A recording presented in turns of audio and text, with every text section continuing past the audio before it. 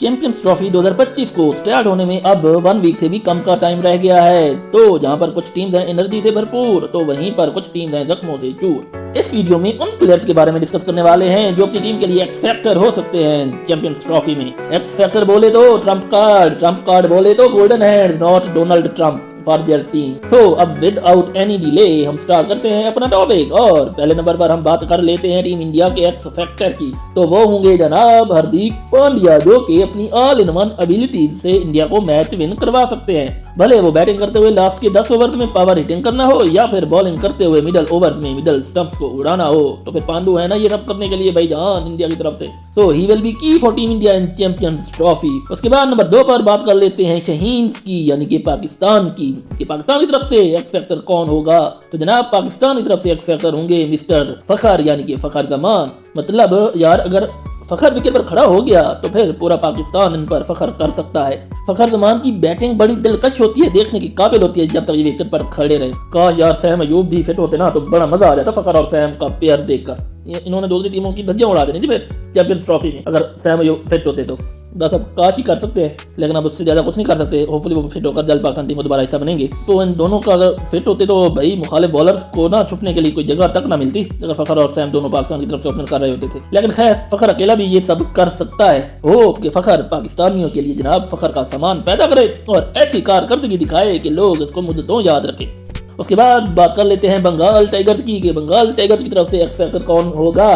तो जनाब बंगाल टाइगर्स की तरफ से एक्स फैक्टर होंगे उनके spin bowling allrounder Mehidy Hasan Miraz, जो कि अपनी ऑफ स्पिन बॉलिंग से भी बैट्समैनों के लिए मुश्किल पैदा कर सकते हैं और बैटिंग में भी मिडल ऑर्डर में अच्छा रोल प्ले कर सकते हैं, रन बना सकते हैं। तो वो की फैक्टर होंगे बांग्लादेश के लिए। उसके बाद अब हम आते हैं जनाब डिफेंडिंग चैंपियन ऑस्ट्रेलिया की। ऑस्ट्रेलिया की बात करें तो भाई कैंगरू साइड की तरफ से ट्रेविस हेड जो है वो मुखालिफ बॉलर्स के लिए हेडेक बन सकते हैं। ट्रेविस हेड तो आते साथ ही भाई बॉलर की धुलाई करना शुरू कर देते हैं, फिर वो इधर उधर नहीं देखते, बस आगे बॉलर को भी नहीं देखते और वो अंधाधुंध जो है ना लाठीचार्ज शुरू कर देते हैं और फिर बॉलर की खैर नहीं जब तक वो विकेट पर खड़े रहे। अगर भाई वो 40 बॉल खेल जाए ना तो उनके 80 रन पक्के हैं, क्योंकि उन्होंने नहीं देखना कौन सा बॉलर है क्या है क्या नहीं है, उन्होंने अपने शॉट्स खेलने हैं। और ये आते भी ओपनर है तो उस वक्त कल भी पावर प्ले होता है, सिर्फ 2 फील्डर दायरे से बाहर होते हैं तो ये पावर प्ले का भी खूब फायदा उठाते हैं। तो ट्रेविस हेड जो है वो ऑस्ट्रेलिया की टीम के लिए एक्स फैक्टर हो सकते हैं। वैसे भी ऑस्ट्रेलिया के 4 मेन प्लेयर इंजर्ड है तो ट्रेविस हेड पर वो काफी रिलाई करेंगे और ये उनके लिए एक्स फैक्टर हो सकते हैं। अब जनाब ट्रेविस हेड के बाद हम बात करते हैं तो न्यूजीलैंड की तरफ से उनके कैप्टन मिचेल सेंटनर की। मिचेल सेंटनर जो है वो न्यूजीलैंड के लिए अपनी कैप्टनसी